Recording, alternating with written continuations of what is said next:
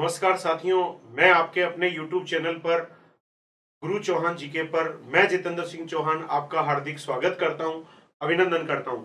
साथियों, आज हम जिस टॉपिक पर चर्चा करने जा रहे हैं वो राजस्थान कल्चर का एक महत्वपूर्ण टॉपिक है और इस टॉपिक का नाम है राजस्थान की बोलियां। और बोलियों का हम कौन सा भाग पढ़ने जा रहे हैं? बोलियों का हम भाग एक पढ़ने जा रहे हैं। तो आज बोलियों के एक भाग पर चर्चा करते हैं। हमारा राजस्थान कल्चर की दृष्टि से काफी समृद्ध राजस्थान है और हमारे राजस्थान के बारे में कहा जाता है, 5 कोस पर बदले पानी, 7 कोस पर वाणी। हर 5 कोस पर पानी बदल जाता है, हर 7 कोस पर वाणी बदल जाती है। हमारे राजस्थान के एक ही जिले में कई सारी बोलियां बोली जाती हैं। पहले हम राजस्थान की बोलियों के बारे में एक इंट्रोडक्टरी पार्ट पर चर्चा करने जा रहे हैं। स्टार्ट करते हैं। राजस्थानी भाषा की उत्पत्ति किससे मानी जाती है? तो राजस्थानी भाषा की उत्पत्ति, अगर राजस्थानी भाषा की उत्पत्ति की बात करें तो राजस्थानी भाषा की उत्पत्ति किससे मानी जाती है? राजस्थानी भाषा की उत्पत्ति मानी जाती है शोरसेनी प्राकृत के गुजर अपभ्रंश से मानी जाती है। शोरसेनी प्राकृत के गुजर अपभ्रंश से मानी जाती है। अपभ्रंश का मतलब क्या होता है? अपभ्रंश का मतलब होता है किसी से टूटकर बनना। तो राजस्थानी भाषा की उत्पत्ति शोरसेनी प्राकृत के गुजर अपभ्रंश से मानी जाती है, मानी जाती है। अगर राजस्थानी की बात करें तो राजस्थानी को 4 कालों में बांटा गया है। राजस्थानी के कौन कौन से 4 कालों में बांटा गया है? राजस्थानी को 4 कालों में 4 कालों में बांटा गया है। और वो 4 काल कौन कौन से हैं? उन कालों के नाम हैं, एक का नाम है प्राचीन, एक का नाम है गुजर अपभ्रंश का काल। कौन सा काल है? गुजर अपभ्रंश का काल है। एक का नाम है गुजर अपभ्रंश, गुजर अपभ्रंश। एक का नाम है प्राचीन राजस्थानी, एक का नाम है प्राचीन राजस्थानी। एक का नाम है मध्य राजस्थानी, एक का नाम है मध्य राजस्थानी और एक का नाम है आधुनिक राजस्थानी। ये 4 काल हैं जिसमें राजस्थानी को बांटा गया है। 4 कालों के अंतर्गत राजस्थानी को बांटा गया है। गुजर अपभ्रंश का काल, प्राचीन राजस्थानी, मध्य राजस्थानी और आधुनिक राजस्थानी।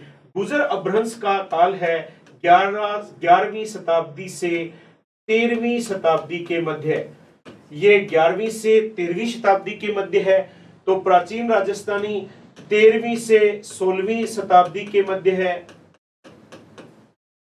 और मध्य राजस्थानी 16वीं से 18वीं शताब्दी के मध्य है, 16वीं से 18वीं शताब्दी के मध्य है। और आधुनिक राजस्थानी 18वीं से वर्तमान तक, 18वीं शताब्दी से टिल नाउ, वर्तमान तक जो चल रहा है वो काल है। तो राजस्थानी को इन 4 कालों में बांटा गया। ये काल इस प्रकार थे। अगर हमारी राजस्थानी की बात की जाए, राजस्थानी भाषा की उत्पत्ति कब से मानी जाती है? आप देख रहे हैं पहला काल गुजर अपभ्रंश का काल है 11वीं से 13वीं शताब्दी, लेकिन राजस्थानी की उत्पत्ति मानी जाती है 12वीं शताब्दी के अंतिम चरण से मानी जाती है। न 11वीं से मानी जाती है, न 13वीं से मानी जाती है, 12वीं शताब्दी के अंतिम चरण से राजस्थानी की उत्पत्ति मानी जाती है। बहुत प्रतियोगी परीक्षाओं में ये प्रश्न पूछा जा चुका है। राजस्थानी की उत्पत्ति, राजस्थानी की उत्पत्ति 12वीं शताब्दी के 12वीं शताब्दी के अंतिम चरण से, अंतिम चरण से मानी जाती है, 12वीं शताब्दी के अंतिम चरण से मानी जाती है। और राजस्थान के लोगों की मातृभाषा क्या है? राजस्थान के लोगों की मातृभाषा है वो राजस्थानी है। राजस्थानी को अभी तक 8वीं अनुसूची में शामिल नहीं किया गया है। 5 करोड़ से ज्यादा लोग राजस्थानी को बोलते हैं, लेकिन कैसी विडंबना है कि इसे 8वीं अनुसूची में अभी तक शामिल नहीं किया गया है। राजस्थान के लोगों की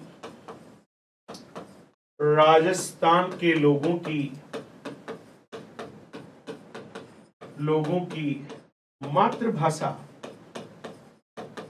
राजस्थानी है। राजस्थान के लोगों की मातृभाषा राजस्थानी है। अगर राजस्थानी की बात करें तो इस राजस्थानी के बारे में अलग अलग किताबों में उल्लेख मिलता है, क्योंकि आज राजस्थानी है, पहले मारवाड़ी थी, पहले उससे पहले हमारे राजस्थान को मरू प्रदेश के नाम से जाना जाता था। तो एक व्यक्ति हुए उद्योतन सूरी ने अपनी पुस्तक कूले माला में 18 देसी भाषाओं में मरू भाषा का उल्लेख किया है। तो मरू भाषा का उल्लेख सबसे पहले किस ग्रंथ में मिलता है? उस पुस्तक का नाम कूले माला है, जिसके लेखक उद्योतन सूरी है। उद्योतन सूरी ने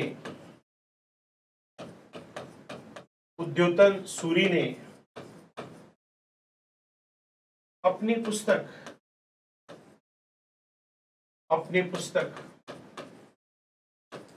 कूले माला में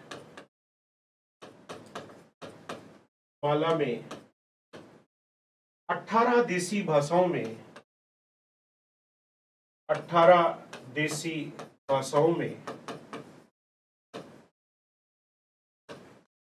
मरू भाषा का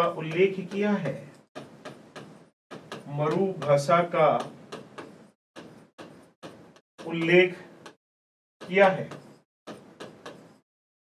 18 देसी भाषाओं में मरू भाषा का उल्लेख किया है। और एक व्यक्ति हुए जिन्होंने एक किताब लिखी, जिस व्यक्ति का नाम है कुशल लाभ, और कुशल लाभ ने एक किताब लिखी पिंगल शिरोमणि, और उस किताब में उन्होंने मारवाड़ी भाषा का उल्लेख किया है।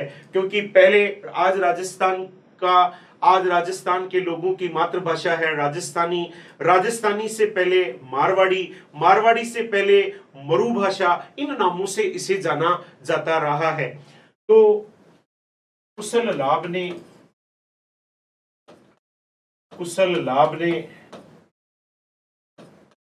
अपनी पुस्तक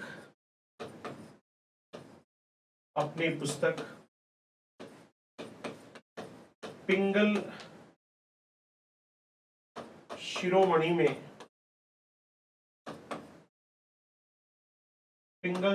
में मारवाड़ी भाषा का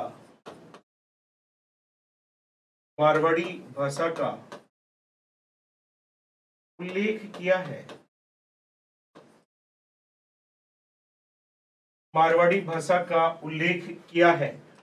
एक मध्यकालीन इतिहासकार थे जिनका नाम था अबुल फजल, और उस अबुल फजल ने अपनी महत्वपूर्ण पुस्तक आईने अकबरी में भी भारतीय भाषाओं में मारवाड़ी का उल्लेख किया है। अतः आईने अकबरी में भी मारवाड़ी का उल्लेख किया गया है।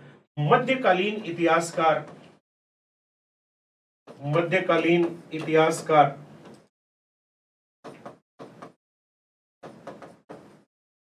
अबुल फजल ने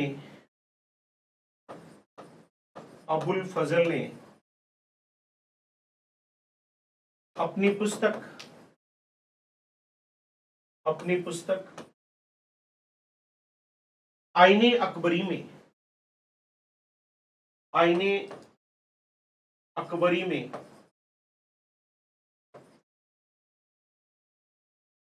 प्रमुख भारतीय भाषाओं में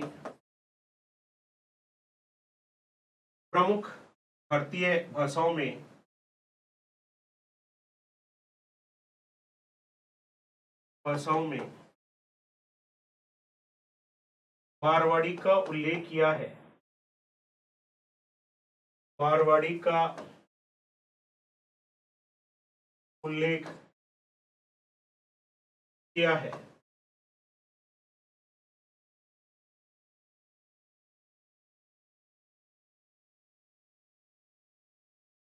मारवाड़ी का उल्लेख किया है।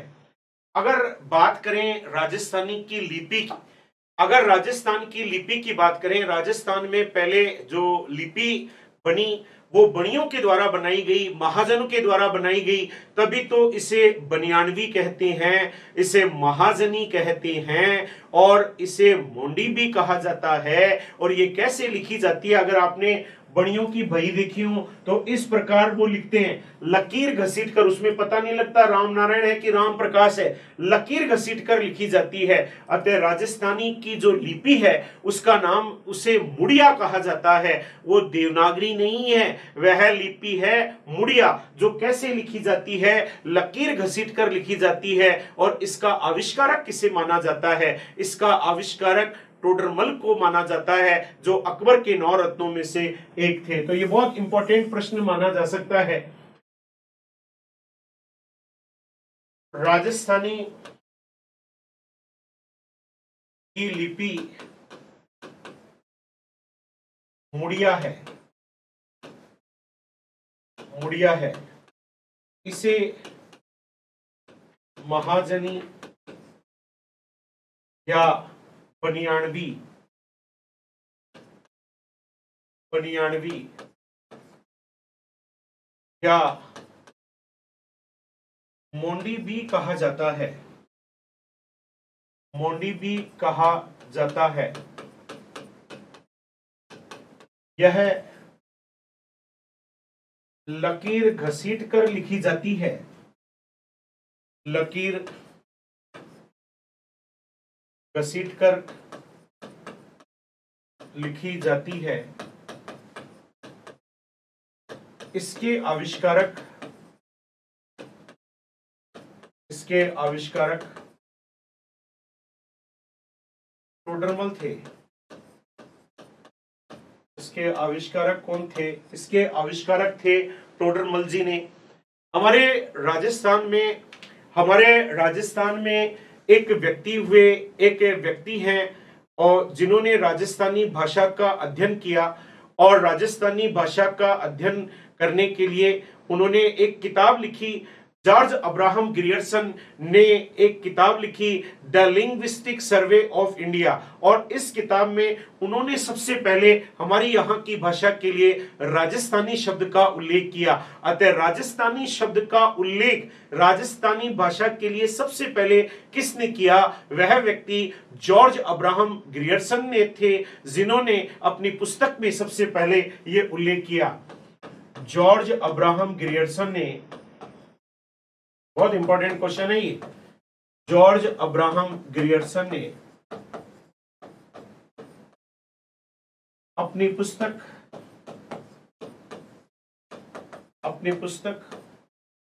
The linguistic survey of India,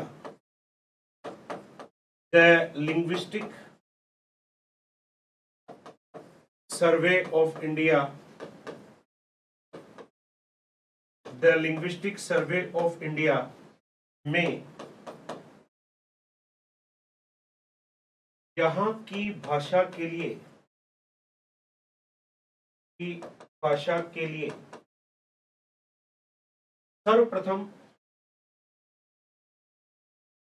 सर्वप्रथम राजस्थानी शब्द का उल्लेख किया, राजस्थानी शब्द का उल्लेख किया। अगर इसके आगे बात करें, अगर राजस्थानी पर, अगर राजस्थान के बारे में बात करें कि राजस्थान में कितनी बोलियां बोली जाती हैं, तो ऐसा आकलन 1961 में किया गया था। 1961 की गणना के अनुसार हमारे राजस्थान में 73 बोलियां बोली जाती हैं। 1961 की गणना के अनुसार, गणना के अनुसार राजस्थान में 73 बोलियां बोली जाती हैं। 73 बोलियां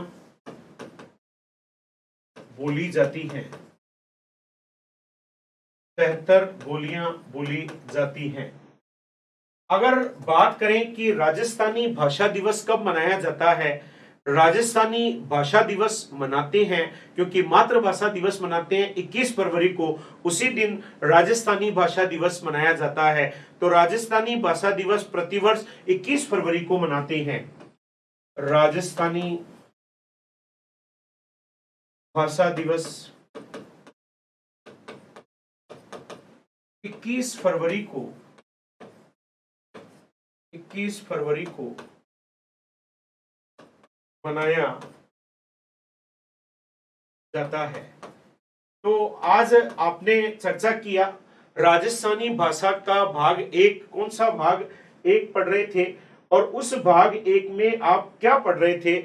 आज आपने राजस्थानी भाषा का इंट्रोडक्शन पढ़ा, कुछ फैक्ट पढ़े जो प्रतियोगी परीक्षा में पूछे जाते हैं और उनमें सबसे पहले पढ़ा कि राजस्थानी भाषा की उत्पत्ति शोरसेनी प्राकृत के गुर्जर अपभ्रंश से मानी जाती है। और फिर आपने पढ़ा कि राजस्थानी को 4 कालों में बांटा गया है। एक गुर्जर अपभ्रंश का काल है, एक प्राचीन राजस्थानी है, एक मध्य राजस्थानी है, एक आधुनिक राजस्थानी है। 11वीं से 13वीं शताब्दी में गुर्जर अपभ्रंश, 13वीं से 16वीं शताब्दी में प्राचीन राजस्थानी, 16वीं से 18वीं शताब्दी में मध्य राजस्थानी और 18वीं शताब्दी से वर्तमान तक यह आधुनिक राजस्थानी का काल है। फिर आपने पढ़ा कि राजस्थानी की उत्पत्ति 12वीं शताब्दी के अंतिम चरण में मानी जाती है। राजस्थान के लोगों की मातृभाषा क्या है, वह मातृभाषा है राजस्थानी। आपने कुछ व्यक्तियों के बारे में पढ़ा कि उद्योतन सूरी ने अपनी किताब कूलेमाला में 18 देसी भाषाओं में मरु भाषा का उल्लेख किया है। कुशल लाभ ने अपनी पुस्तक पिंगल शिरोमणि में मारवाड़ी भाषा का उल्लेख किया है। तो मध्यकालीन इतिहासकार अबुल फजल ने अपनी पुस्तक आईने अकबरी में प्रमुख भारतीय भाषाओं में मारवाड़ी का उल्लेख किया है। उसके बाद आपने पढ़ा कि राजस्थानी की लिपि मुड़िया है, इसे महाजनी या बनियानवी या मोंडी भी कहते हैं। और ये कैसे लिखी जाती है, लकीर घसीटकर लिखी जाती है। और इसका आविष्कारक कौन था, टोडरमल थे, जो अकबर के 9 रत्नों में से एक थे। जॉर्ज अब्राहम ग्रियर्सन ने अपनी पुस्तक the linguistic survey of India में यहाँ की भाषा के लिए सबसे पहले राजस्थानी शब्द का उल्लेख किया था। उसके बाद में आपने पढ़ा कि 1961 की गणना के अनुसार राजस्थान में 73 बोलियां बोली जाती हैं। तो राजस्थानी भाषा दिवस कब मनाते हैं, यह दिवस 21 फरवरी को मनाया जाता है। आपने ये सारी चर्चा आज इस लेक्चर में की। मैं एक आपको बताना चाहता हूं कि मेरी एक किताब अभी हाल ही में प्रकाशित हो रही है और 1-2 दिन में मार्केट में आने वाली है, ऐप पर भी आने वाली हैं। गुरु चौहान जीके का जो ऐप है वो डाउनलोड करें, उसमें हम पुस्तकें भी ऑनलाइन देने जा रहे हैं। ये भारत, विश्व और राजस्थान का एक ऑब्जेक्टिव वार्षिकांक है जिसमें लगभग 1100 क्वेश्चंस दिए गए हैं, उत्तर सामने नहीं दिए गए हैं। आप इन प्रश्नों को करें। ये प्रैक्टिस वर्कबुक है और इसके माध्यम से आपको बहुत सारी जानकारी मिलेगी और ये बहुत ही सहयोग प्रदान करेगी, आपके प्रतियोगी परीक्षा में सफलता में 4 चांद लगा देगी। ये एक पुस्तक अभी हाल ही में मैंने प्रकाशित की है जिसमें पिछले 2 साल की करंट की सूचनाओं को समाहित किया गया है। ये आपके लिए प्रतियोगी परीक्षा के लिए एक रामबाण औषधि के रूप में काम करने जा रही है। तो आप इस पुस्तक को देख सकते हैं, मार्केट में भी मिलेगी, ऑफलाइन भी मिलेगी, तो ऐप में भी मिलेगी, आप इसे देख सकते हैं। गुरु चौहान जी के ऐप पर